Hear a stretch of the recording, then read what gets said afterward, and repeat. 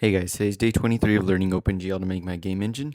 Today I learned about frustums as well as more of depth testing, as well as how to control the projection on how it scales relative to where you are.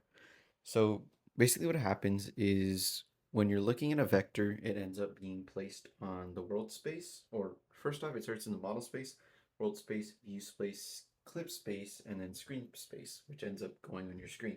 So it has to go through all these different clip spaces. And the current one I'm working on is the perspective place, or the view space is what many people call it. This is just basically how perspective is shown relative to the camera.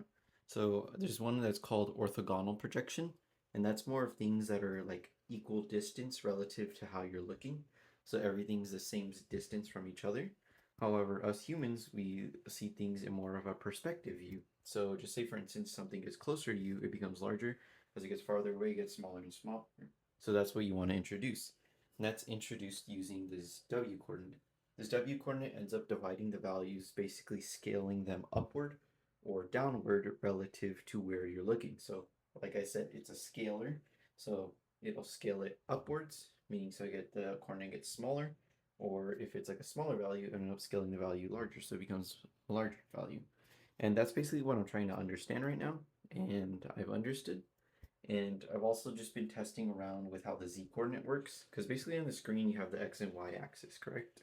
And you want to display them on pixels. So those are the only things that you could really control in terms of what's being displayed, an x and y value.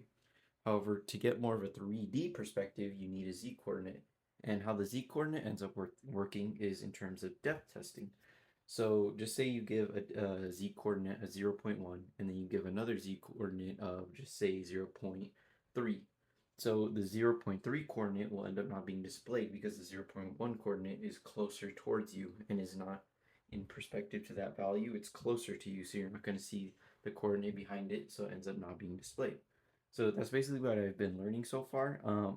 There's still a little bit things I have in terms of that are confusing, but that's basically what I've learned today. But yeah.